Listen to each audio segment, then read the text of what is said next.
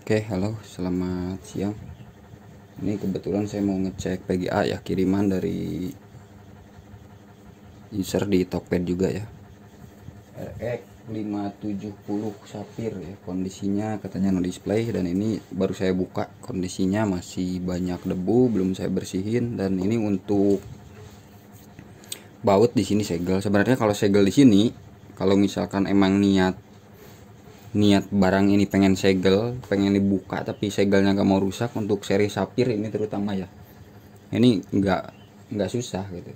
Kalau misalkan kita mau barang ini tetap segel bawaan setelah servis, nggak susah sebenarnya. Ini sekalian buat tips buat kawan-kawan atau siapapun ya yang mau beli PGA, apalagi seri Sapphire. Dan ada juga seri lain yang emang PGA ini bisa dibongkar tanpa merusak segel ya. Contohnya ini backplate udah dibongkar, dan kemudian kalau kita gak mau merusak segel terus dibongkar, kita pakai tang kayak gini di bongkarnya. Cuman kita harus hati-hati untuk muternya ya, jangan sampai kena komponen yang lain. Nah seperti ini saya hanya menyontohkan, nggak ngajarin buat dibongkar tapi segel nggak rusak ya.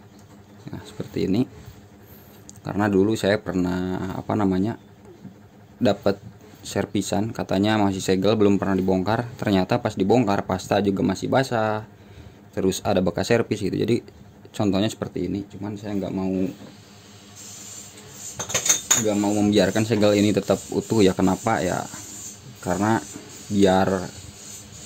biarkan adanya gitu. PGA yang udah diservis, yang udah dibongkar, ya udah segel rusak aja gitu. Biar segel, entah segel toko atau segel siapa, gak masalah. Karena masih banyak orang-orang awam yang menganggap kalau barang segel itu bagus. Ini sekalian saya mau cerita juga, mungkin ada sedikit bagus buat yang mau beli. Dan ini penilaian saya pribadi ya mengenai barang segel. Karena seperti di grup, apalagi di Facebook ya, saya kemarin iseng posting PGA gitu, laku berapa, dan malah ada yang nanya, lucunya itu barangnya masih segel gitu. Kalau buat saya lucunya gimana? Contoh ini PGA keluaran tahun berapa gitu, PGA keluaran tahun berapa, dan kalau misalkan masih segel, sekarang kita ambil kesimpulan gini, pasta ini bisa dilihat kering. Pasta ini kalau di motor ya oli ya. Jadi kalau misalkan PGA udah 2 tahun, 3 tahun, apalagi dipakai game berat-berat terus gitu, contohnya entah itu di warnet atau di rumah pun pakai game, pastinya akan kering pastanya. Kalau dalam jangka waktu setahun, 2 tahun, 3 tahun, atau berapa tahun nggak diganti ya, pastinya panas, dan di PCB kotor, pasta kering, thermal pad juga kering. Ini ya seperti ini thermal pad udah kering. Jadi artinya kalau PGA udah bertahun-tahun masih segel, artinya PGA itu nggak dirawat. Intinya kurang lebih seperti itu ya. Karena masih banyak di luar sana yang pemuja segel gitu. Kalau buat saya pribadi, barang itu lebih baik dirawat. Jangan kita beli barang terpaku sama segel. Dan kemarin juga saya sering ya, bukan cuma kemarin sebenarnya, banyak curhatan customer yang kirim barang ke sini, katanya baru sebulan 2 bulan beli PGA, bahkan ada yang baru sebulan beli PGA katanya rusak, entah itu nggak display atau gimana ya. Mungkin buat sebagian banyak ya, kalau beli barang apalagi via online, kita nggak bisa milih-milih, dan walaupun belinya itu di offline ya, kita nggak tahu isinya gimana gitu dalamannya. Yang pasti barang bagus itu nggak selalu harus segel. Dan kalau saya sendiri menilai barang bagus atau enggaknya bukan dari luar ya, karena yang namanya komponen seperti ini kalau nggak dirawat bisa korosi, yang di PCB, jalur-jalur gitu ya. Oke, ini saya tadi udah nyalain sebelum saya buka ya. Dan ini ke detect tapi nggak display, jadi saya akan coba pasang. Saya cek pakai ke Windows dulu ya, buat mastiin. Cek di Windows. Ini saya udah setting ke display on board. Untuk pengaturan di BIOS, kita cek menggunakan display on board ke sini ya. masih kebaca atau enggak, dan kondisi di GPU-Z kenapa kok bisa nggak display gitu. Dan mudah-mudahan sih kedepannya saya ada niatan mau rekam-rekam gitu, buatin video ya sekedar entah buat dokumentasi atau apa gitu. Ya syukur-syukur ada yang nonton, nggak ada yang nonton ya udah. Oke ya, kita cek. Dan mungkin kalau misalkan ada saran atau ada yang mau ditanyakan, mudah-mudahan saya bisa jawab, bisa bantu, silahkan komentar aja di bawah. Kalau misalkan sempat saya buka dan kelihatan komennya, saya balas ya insya Allah, karena saya jarang-jarang juga lihat-lihat YouTube gitu. Oke, ini kita cek GPU-Z.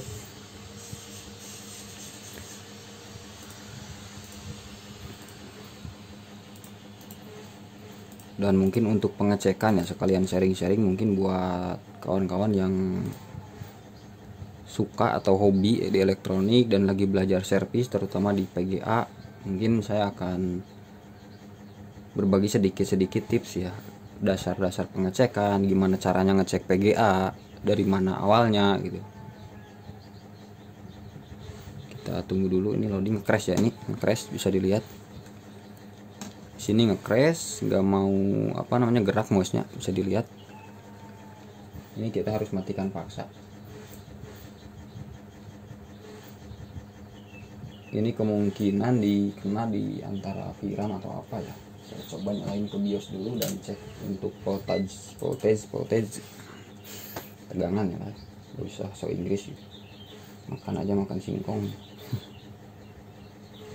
Oke, di sini untuk tegangan memori 1,5 volt. Nah, oke, di sini memori controller nggak ada ya. Bentar. 1,8 volt aman. Cuman 1 volt atau 0,9 di memori controller ini nggak ada. Di memori ada 1,5 volt. Di core juga ada, jadi kendalanya di sini hilang. Oke, kita matikan, kita set dulu display ke PCI Express aja ya.